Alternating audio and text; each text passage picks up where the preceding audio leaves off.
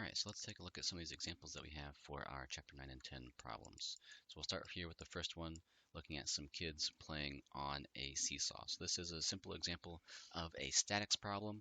And so again, there are conditions for statics that we're trying to achieve is we need our object to not be moving, and we also know that it can't be rotating, right? So we have to have our net torque and our net force set equal to 0. So what we're given initially for this problem is we're saying there's two kids on a seesaw. We're given the mass and distance from the pivot point of one of the kids, and then we are given the mass of the other one, and we're asked to find where should this second kid be sitting in order to have the seesaw remain balanced.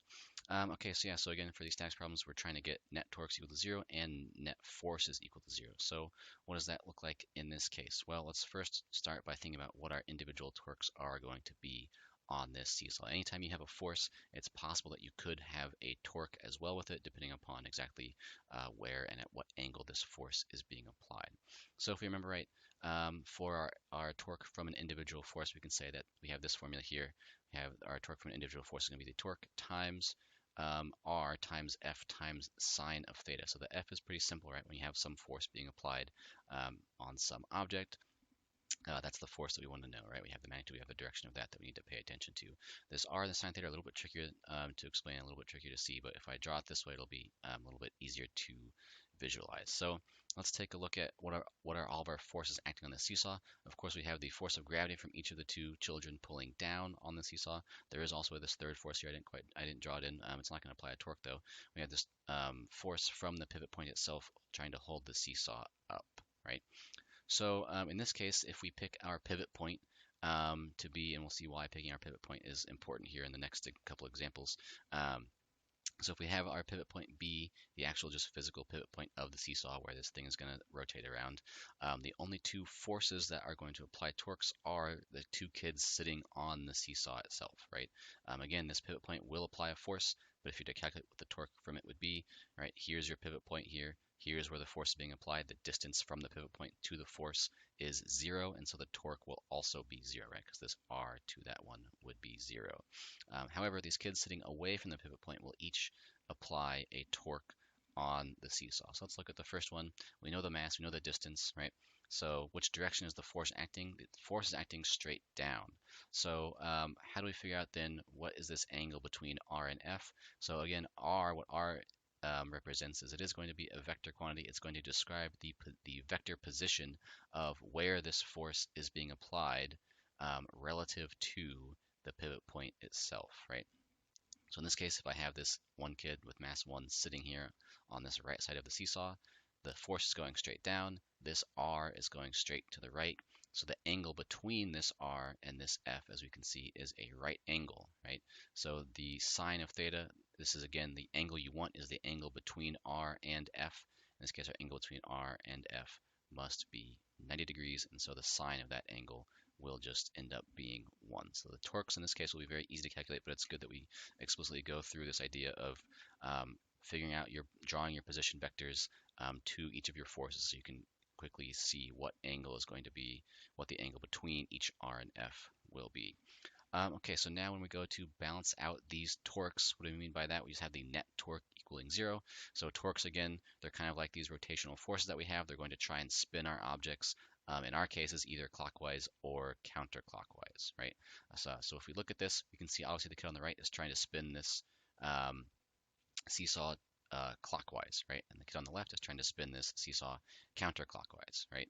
And so those are only two torques. So the magnitude of each of those torques must be equal. So essentially what we can say is that for our torques to be 0, our counterclockwise torques, we add all of those up, have to be equal to our clockwise torques. And so that's this equation here. What we end up with is R1 times M1 times G equals R2 times M2 times G, right? So the force again, M1G and M2G, and then the distance to each of those forces will be also what we need to calculate these torques. So we can very simply then, we have M1, we have M2, we have R1. The G will actually cancel out. We do have it, but we don't need it. And so the R2 will simply just be R1 M1 over M2. We plug all of our numbers in and we see, as we would guess, that the heavier kid is going to sit a little bit closer to the center of this seesaw in order to balance it, right? The first one, the 26 kilogram kid is 1.6. The 32 kilogram kid is going to have to be sitting 1.3 meters away in order for our torques to be 0, right? So now again, this is our first condition for statics, right? Our net torques have to be 0, but we also do want to pay attention to this fact that our net forces also have to be 0. So in this case, we're saying that the seesaw mass itself is negligible, but we do have some forces pushing and pulling on this on this seesaw itself. So we'll have the mass of the two kids, right, pulling down, and then of course there is a force from this pivot itself, right, from this actual physical fulcrum holding the seesaw up, that will be applying a force up so that this seesaw does not just fall straight down to the ground. So very simply, the force of this pivot in this case is just is acting just strong enough to oppose the mass of each of these kids together, and so the force exerted by the pivot will just be 570 newtons, right? So this is again very simple example, but we can go through it step by step to see exactly how these statics problems work before we make them a little bit more complicated. So looking at our next problem, then we can say that we are in this one, we're holding a pole, and so each of our hands then are going to be exerting some sort of force on it, and obviously then also potentially a torque, right? So in this case, we're saying, okay, we're holding some pole, we're holding it right, our hands are on either side of the center of mass of this pole. Our hands are 0.9 meters apart, so they're each 0.45 meters away from the center of the pole, and we want to know is what is the force being exerted by our left hand. So if we simply do this, looking at the net forces on this pole, we can say, okay, we have the force from our left hand plus the force from our right hand. Those forces are acting up. Those have to be equal to the forces pulling our pole down, which is going to be the mass of the pole times gravity, right? And so at this point, what you could probably intuit is that the force from your left hand and the force from your right hand are going to be equal, but it is good that we should go ahead and show that with our torque equation, right? At this point, technically speaking, you only have one equation with two unknowns, right? We don't know either the force from the left or the force on the right. But again, we should be able to guess that they should be equal. Let's go ahead and show that. So the way we do that, the way we can actually show that this is explicitly true, is we can go ahead and say our net torques also have to be equal, or sorry, also have to be 0, right? So our torques going clockwise and our torques going counterclockwise have to balance one another out, right? So let's take a look at this. This is a very important point. We do have 3 forces, but only 2 torques. So why is that again? Again, I'm going to put the pivot point here at the center of the pole. So in that case, again, gravity is pulling right at the center of mass of the pole. The pivot point is at the center of the pole. So the distance from the pivot point to the force of gravity is 0. So the force of gravity of the pole will not contribute any torque to this problem, right? So the only torques that we have then, we have the force of our left hand trying to spin this. It's trying to spin it up here, trying to spin it in this clockwise manner. The force on the right hand, and then it's going to try and spin it in this counterclockwise manner. So the torques going clockwise had to equal to the torques going counterclockwise. Of course, these two r's are the same. So of course, the forces from the left and from the right hand must also be equal. So this is exactly what you would have intuited from the beginning, but our torque equation can explicitly show that this is true, right? So from there, of course, we just have twice the force of the left hand is equal to the mass of the pole times gravity. Simply solve for the force of the left hand, and what you get is 24.5 newtons, which of course is half the weight of the pole, as you would expect. If you're holding this pole in the center, right, you can just grab a broom or something like that. If you hold it on either side of the center of mass, each of your hands will be doing about the same amount of work, right? They will be exerting the same force in order to hold this pole up. However, when we look at the second part of this problem, we're going to make it a little bit trickier, right? Now we're going to say let's hold this pole on the end of it, right? We're no longer holding this pole. We still have our left and right hand grabbing this pole. Excuse me, but now we do have the case where we are holding it at the end. And so how does that exactly change things? Well, you can see that the direction of these forces has changed, right? So again, we're still trying to hold this pole steady. We don't want this pole to be falling up out of our hands. We don't want to be throwing this pole in the air, and we don't want to be spinning this pole around. So when we do this, what we notice is that the force from our left hand is actually now going down, and the force from our right hand is actually going up. And so this is what has to be the case. You can kind of look at this picture physically. You can see that this has to be true. This is the only configuration of forces, right, for the directions of them that can possibly result in a scenario where this pull is not spinning, right? If both of your hands were holding this pull up, and again, you can try this again, just grab your broom. If you hold it at the end and you have it off balance from one of your hands, you will notice that it will just start spinning around whichever one of your hands is slightly closer towards the center of mass of the pull, right? So in this case, we can say that the right hand has to be pulling up, while the left hand has to be pushing down in order for this pull to not start spinning about our right hand, right? Of course, if the left hand was going up, it would just spin, it would just fall out of our hand. If both of them were going down, we'd just be throwing this pull on the ground. And if we switched them, right, then we would be spinning it even faster. We'd be trying to actively spin this pull. So the right hand has to be going up, the left hand has to be going down. And then, of course, gravity, there's no choices there. Gravity will be going down whether you want it to or not, right? So we can then take a look at our statics equations that we're going to have, right? We can have our net forces be 0, we can have our net torques be 0. So our net force being 0 gives us this, right? The force from our right hand, which is pushing up, has to be equal to the force from the left hand, which is going down, plus the force of the weight of the pull, which is also going down, right? So again, at this point, we don't really know the force from either hand at this point, so we kind of just have to leave this here. We have to come back, we have to write our torque equation and figure out what the force from this left hand is. So now in this case, I've done something that's a little bit different, right? I've changed where I've put my pivot point. So for these statics problems, I've kind of referenced this a couple times now about choosing your pivot point, and it's a very important thing to keep track of. So what do I mean by this? So usually, again, sometimes with the seesaw, there's a very intuitive pivot point to be had, right? Just about to put it on the point where the seesaw would be spinning, right?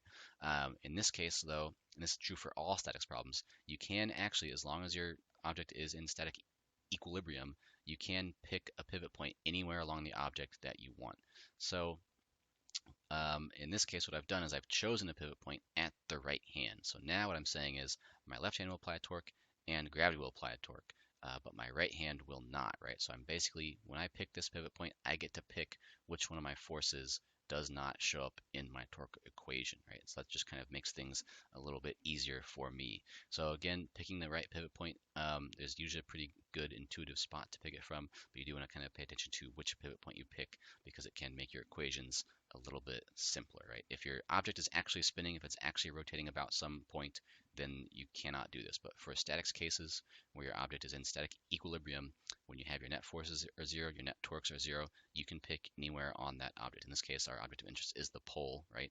So anywhere on this object, I can pick my pivot point and I can set up my equations to describe that. Of course, picking the right pivot point, again, can make this a little bit easier for yourself.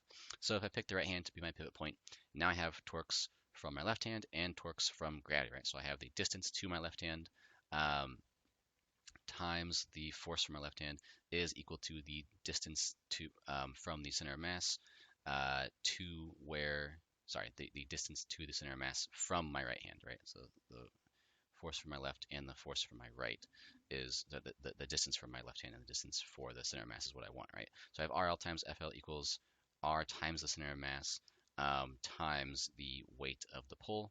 So we know what all these are. We know how far our left hand is from our right hand is 0.9 meters. We know how far our center of mass is from our right hand. We're given that it's 0.6 meters, again implying that our pull is 3 meters long. So what we can do is we can simply solve for the force of the left hand. I actually did it wrong. I got my distances incorrect. It should be 0.9 meters between your hands. So we have the R center of mass from the center of mass to the right hand is going to be 0.6. The distance from the left hand to the right hand is 0.9 meters. Then we have times this ratio times the force of gravity, and what we should end up getting is our left hand must exert a force of 32.67 newtons, right? So with this, then we can go back and we can solve in the first case for this first equation that we had here from our net forces being 0. Now we have the force from the left hand, we have the weight of the pull, we can solve for the force from the right hand, and it should be about 81 and 2/3 newtons, right, is about what you should get for that. So what you actually do find is that in this case, it's much more difficult to hold this pole up, right? We're holding it off center. Our left hand has to be pushing down in order to have this pole not be spinning out of our hands.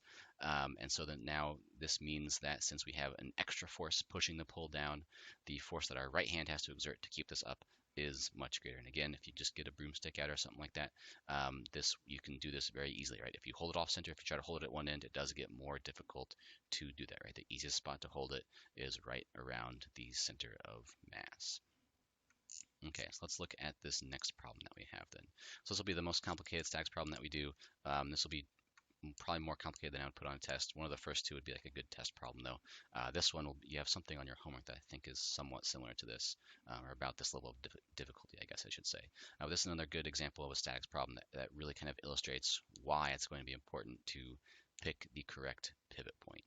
Okay, so what we have in this case for this statics problem is we have a car driving across a drawbridge. So we have a very mediocre drawing here, kind of trying to label all these different forces and things that we have going on. What we're given initially is what? We have the mass of the bridge, we have the mass of the car, we have the distance to where the center of mass of the bridge is from the hinge of the bridge, right? So again, what we're saying is the center of mass of the bridge is actually not in the center of the bridge. We have this counterweight over here for this drawbridge, so the center of mass is not in the center of the bridge, is what we're saying. The center of mass of the bridge is actually just 1.5 meters away from the hinge of the bridge. We're also given where this car is. It's halfway across the bridge. It's a 90-meter long bridge, so the car must be 4.5 meters away from this hinge. We're also given that there is this rope at the end of the bridge connecting back up here at an angle of 40 degrees. So this tension force here is also kind of helping hold this bridge up, and that is acting, of course, at the end of the bridge, so it's 9 meters away from this pivot point, right? What we don't know is we don't know what the force of this tension is, and we also don't know either the magnitude or direction of the force being exerted by the hinge at the pivot point itself. And what we want to do is we want to find all three of these. So we now have three unknowns, so we are going to need to set up three different equations. Let's take this slowly. Let's go through all the stuff that we need to do. So again, we can pick our pivot point wherever we want, but in this case, what we want to do is put the pivot point at the place where we know the least amount of information. Why do we want to do that? Because now those terms won't show up in our torque equation. So we don't know anything about this force at all. We do know something about the direction of the tension, but we don't know the magnitude of the tension. So we may as well go ahead. Let's put our pivot point at the actual hinge itself, which is again the most intuitive one to do, but it's also going to be very helpful for us because when we write our torque equation, we'll see that neither the magnitude nor the direction of this force being applied by the hinge itself, right, will show up in any of our equations. So again, let's just look at all of these forces that we have. The mass of the bridge is pulling us down. The mass of the car is pulling us down. This string here that we have, this rope that we have tied to the end, is pulling us both up and to the left. And so this hinge itself must be pulling up and to the right, in order to kind of counteract the gravity and also the fact that this rope is kind of trying to pull our bridge to the left. This force must be pulling at least a little bit to the right in order to have this bridge be sitting still. So with those forces, we have the force of the hinge, mass of the bridge, mass of the car, tension of the rope. We have four forces. Let's go ahead and write our net force and net torque equations. So what this looks like is down here. Now we do have three equations actually, because we have forces in both the x and y directions. We have to set the forces in the y direction to be 0. We have to set the forces in the x direction to be 0. And we have to set our torques to be 0 as well. So in this case, looking in the y direction, all of our forces acting up have to be equal to all of our forces pulling this bridge down. So what is that? We have f sine theta going up, If I'm using this as my angle theta here. We have t sine of 40, The vertical component of the tension here has to be equal to, those are both going up, has to be equal to the mass of the bridge and the mass of the car, both pulling down, So again, this is how many equations, how many unknowns? This is one equation. We have 1, 2, 3 unknowns, so we just have to write that. We'll just have to leave it there for now. So what can we learn by looking at what is going on in the x direction? So we do have some horizontal components of these forces. We have f cosine of theta, giving us our horizontal component of the force of the hinge.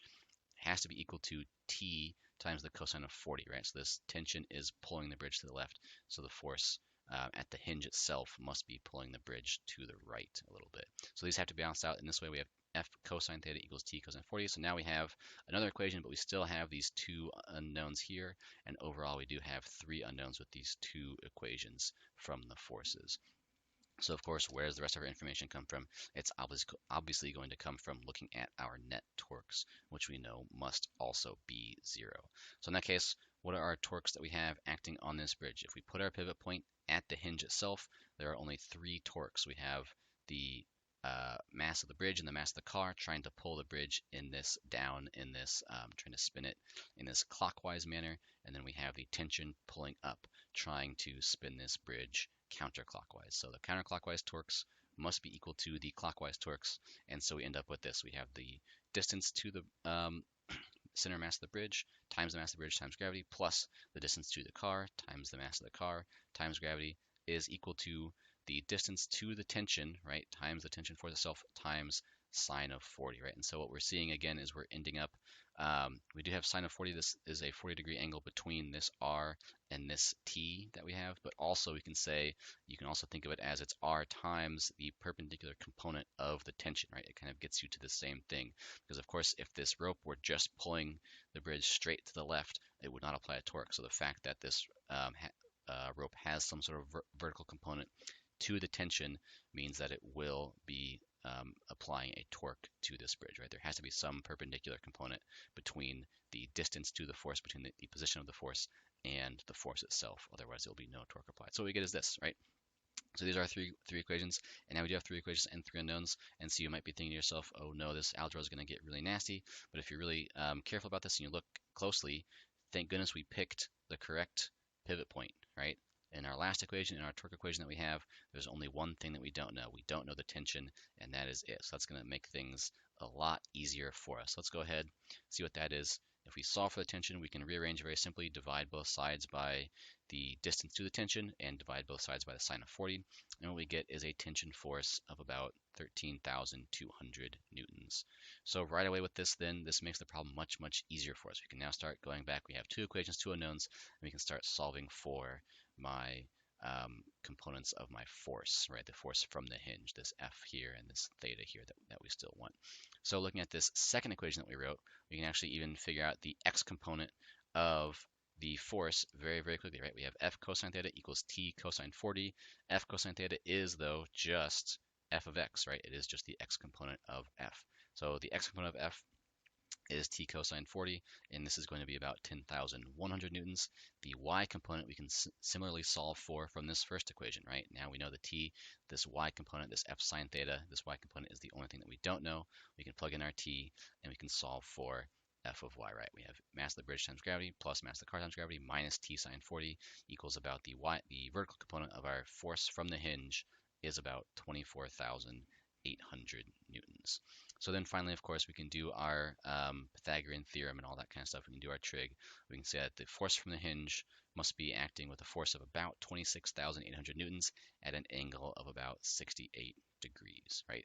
So again, the key thing to remember here, when we are looking at these torques, if you pick the correct pivot point, you can make your equations much, much simpler. It still would have worked. We still would have had 3 equations, 3 unknowns, no matter how we did it. However, putting the pivot point at the actual pivot in this case, so that our force from the hinge does not appear in the torque equation, makes it much easier for us to solve for our tension. And then of course we can go back and we can solve for these other variables as well relatively simply. So again, this is a pretty complicated problem, but this would be something better for a homework rather than an exam. But this is kind of a good example, kind of showing you how you would do these torque problems when you have forces in both the x and the y directions. Okay, so now the next thing we can look at then is some stuff with this rotational kinetic energy, right? So in this case, we're looking at a hoop versus a cylinder. So we have a hoop and a cylinder. They're the same mass and the same radius. We're going to start them at the top of some sort of ramp. The ramp, we know how high it is. It's, 0.55 meters high. We're going to roll them down this ramp. We want to see which one gets to the bottom first. So this is a very simple conservation of energy problem.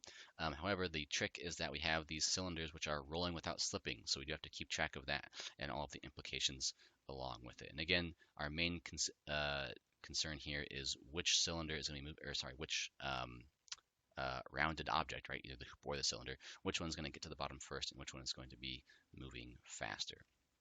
So we have the hoop. Let's start with that one. This is conservation of energy. Gravity is what's doing all the work here. Gravity is what's pulling this thing down the ramp. So we do have just conservative forces acting on our hoop. And so we can conserve our mechanical energy. So at the very top of this ramp, we start with some sort of gravitational potential energy of mgh, right? We know the height of the ramp, so we don't know the mass of the hoop. So it turns out, though, it doesn't actually matter in this case. So let's see. So at the beginning, we have mgh. At the end, when we get to the bottom, we are rolling, right? We are moving. We are moving horizontally when we get to the bottom of this ramp. So we'll have 1/2 mv squared kinetic energy, but we'll also have 1/2 I omega squared rotational kinetic energy. We do have both rotational and translational kinetic energy in this case. So we need to pay attention to what is the moment of inertia of our hoop. In this case, the moment of inertia for a hoop is actually just mr squared. You'll notice that this is the same moment of inertia as a point mass. You can kind of think of a hoop as just a point mass that's been kind of smeared around in this big circle, right? So the moments of inertia are going to be the same. So we do have mr squared, and of course omega, our definition of omega is just v over r. And since we are rolling without slipping, we also can say that this v, right, um, that we are using to calculate omega is the same v as this translational v as far as how fast the hoop is actually moving along relative to the ground, right? How much ground it's covering per second. So these two v's will be the same, which also will make this much easier for us to calculate this. So we have mgh equals 1/2 mv squared plus, plug in all of our rotational quantities, 1/2 I mr squared times omega squared, which is v squared over r squared. These r's will cancel out, right? We have mr squared times v squared over r squared, and so what we end up with is mgh equals 1/2 mv squared plus 1/2 mv squared, right? Half plus a half is just 1, and so what we end up with is in this case for the hoop, we saw half of our kinetic energy go into this translational kinetic energy. We saw half of our kinetic energy go into this rotational kinetic energy. And so we end up with mgh equals mv squared. The m's, of course, do cancel out as you would expect. V is just equal to the square root of gh. And so the v at the end that we get, we can plug our numbers in, should be about 2.32 meters per second. Now we can take a look at this cylinder, right? We can do the same thing for the cylinder, but what's going to change, of course, the moment of inertia is different. So why is that again? We're saying that they're the same size, and we're saying that they have the same mass, but of course, how this mass is distributed is different, right? For the hoop, all of the mass is concentrated towards the outer edges, right? The center of this, it's a hoop, right? So it is hollow in the center, whereas the cylinder is just kind of this solid circular block all the way through, right? It's kind of this cylindrical shape that we have. The mass is evenly distributed all the way from the outside to the in. So that does change the actual physical situation of how we're going to do this, right? So we have mgh, in this case, equals 1/2 mv squared plus 1/2 I omega squared still, but now our I of the cylinder is different, right? The omega that we have, we're still rolling without slipping in this case as well. So this omega equals v over r will still be the exact same as we had before. So we have mgh equals 1/2 mv squared plus 1/2 times, now the I of the cylinder is 1/2 mr squared. It's 1/2 mr squared times v squared over r squared. The r squareds do cancel out again. However, this time instead of getting mgh equals 1/2 mv squared plus 1/2 mv squared, what we get is mgh equals 1/2 mv squared plus 1/4 mv squared. So now what we're seeing is that actually we start with the same total energy, right? This mgh here is the same as this mgh here, but what we see is proportionally there is now more energy in the kinetic energy, right, in the translational kinetic energy than there is in the rotational kinetic energy of this object. Since it has a smaller moment of inertia, it does not need as much energy put into it to start it spinning. So of course, what you can then guess is that this will be spinning faster at the end. It'll be rolling faster as well. So then of course we have mgh equals 3/4 mv squared. So instead of mgh equals mv squared, we have mgh equals 3/4 mv squared. And so of course, in order to have this still be true, we start with the same amount of energy in each case. But in this case, what we must have is we must have a slightly larger velocity when we get to the bottom, right? So we solve for v, we get the square root of 4/3 times gh. We plug our numbers in, and we do get a v that is a little bit higher. Instead of 2.32 meters per second, what we end up with is 2.7 meters per second. So of course, the cylinder is now actually moving faster, and so the cylinder will win this race, right? If you have the cylinder and a hoop, they have the same mass and the same radius. What they do have is they have a different moment of inertia, right? This mass is distributed differently. For the hoop, all of the mass is on the outer edge, right? So that mass is actually covering, kind of in some sense, it's covering a larger distance as it spins. So it's a little bit more difficult to start spinning a hoop than it is a cylinder of similar mass and size, right? Some of that mass in the cylinder is more concentrated towards the center of the cylinder, and that stuff is not as difficult to spin up, right? It's not as being pushed as far out from the center of this cylinder. So these smaller moment of inertia means that it is going to be easier to start this thing spinning, which means that if you're rolling it down a hill, it will start to roll a little bit faster, right? So in this case, of course, the cylinder will be moving faster and the cylinder will win. So our last problem now that we have for this one, we can say we're trying to get back at this bully. We're doing this conservation of angular momentum in this case. So the problem that we have is we're initially given this case where we have 4 kids all sitting at the outer edge of this merry-go-round that is spinning with some sort of angular velocity, right? So our before case here that I have drawn, we have 3 kids of the same mass, all of 50 kilograms, sitting at the outer edge, and then there's this bully, I guess, they're trying to get back at. Who is also sitting on the outer edge. He has a little bit bigger mass than them, right? So these are all of our initial conditions that we're given. We're given the mass of all the kids. We're given the mass of the merry-go-round. We're given the radius of the merry-go-round. And we're given how fast this merry-go-round is initially spinning. We're saying it's 0.33 revolutions per second. Then what's going to happen, our after picture looks like this, what we have down here. 3 of the kids who paid attention in their physics classes are going to sprint towards the center without telling this 4th kid, right? And so when they do this, what's going to happen? Well, we have to conserve angular momentum, right? So as these kids move themselves towards the center of this merry-go-round, what happens to the moment of inertia? The moment of inertia decreases, right? You have a smaller moment of inertia, but you have all, as their feet are pushing off along on the merry-go-round itself as they're walking in towards the center. What you end up with is all internal forces. So you have all internal torques. So you have no net external forces or torques. So you must conserve your angular momentum in this case, right? So if we're conserving angular momentum and we have our moment of inertia decreasing, we must have this omega increasing, right? So this merry-go-round is going to speed up, and what they're going to try and do is they're going to try and toss this 4th kid off into the dirt or something like that, whatever they're trying to do to this poor guy. So our basic equation that we have is just this right here, this I omega equals I prime omega prime, and that's it, right? That's all we need to worry about. So this might look very simple, but of course we have to keep very close track of all of our different moments of inertia, right? So we do have one merry-go-round, which we can say is a disk, and we have all these kids, which we're going to say are all these different point masses on this merry-go-round. But of course, the total moment of inertia of this kind of merry-go-round plus kid extended object that we have will just be the individual moments of inertia of all these things added together. So what is the moment of inertia of our merry-go-round? It's a disk, it's a cylinder, whichever one you want to call it, right? A cylinder is just a long disk. It's actually the same shape for rotational purposes. It's just a matter of how tall it is. It doesn't really matter. So it will say, we can say the moment of inertia for that is 1/2 mr squared. What is the moment of inertia for these kids? It's going to be mr squared, right? But there's 3 of them, so we have to take that into account. So there's 3 of them that have the same mass of 50 kilograms. They are all sitting at the edge, so they use the same r, right, as the merry-go-round. And then we have this 4th kid with a different mass also sitting at the edge, so his r will also, again, just be the radius of the merry-go-round itself. Multiply that by omega, and this is your angular momentum that you have before, right? So now what we have is we can solve for our angular momentum after. So that must be the only thing that's changed will be our moment of inertia and as well as this new omega. And this new omega is what we want to try and get at, right?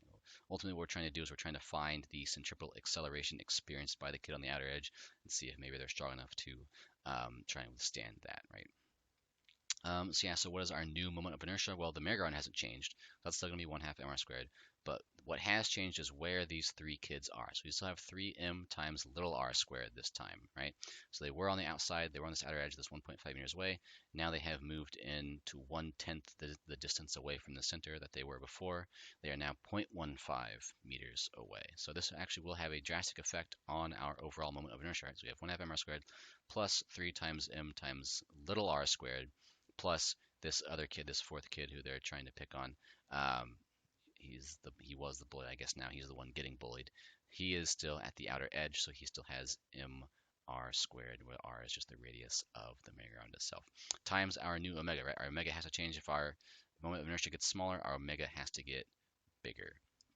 So of course, it is some relatively simple algebra. It's a lot of numbers to keep track of, but we're all just dividing by this whole quantity here in parentheses, right? We're just very simply solving for this omega prime. It is just going to be the ratio of our 2 moments of inertia multiplied by our original omega. So there's a lot of numbers to keep track of, but if you do it, what you should get, at least what I got, I believe I got this correct. I think I put everything into my calculator correctly. Your new omega prime should be about 0.17 revolutions per second. So actually, this merry-go-round is now spinning. What were we at originally? 0.33 revolutions per second. Now we're at 0.71, so we're more than twice as fast as what we were. And if they do this fast enough, that'll be quite the shock to this fourth kid who was not expecting it. So that's about 4.5 radians per second. You can then calculate the centripetal acceleration of r omega squared is about 30 meters per second squared is what this new acceleration is. So it was already going pretty quick. They'd already had this merry-go-round spinning relatively fast. Then they doubled it, and now basically what we're saying is this kid is going to experience 3 times the force of gravity is what he's going to need to hold on with in order to stay on this merry-go-round, right? That's kind of his centripetal acceleration. So the centripetal force needed to keep him going would again be roughly 3 times the force of gravity. So if he's not ready for it, he's probably not going to be able to hold on. They are probably going to succeed in tossing him off. So that's again how we would do just a simple example. I mean, it is kind of complicated, but the physics is simple. The details are kind of complicated of how we're doing this conservation of angular momentum, right? Again, since we have no external torques or forces on this, we have to conserve angular momentum. So as the kids run in, it's exactly analogous to the figure skater pulling their arms in, right?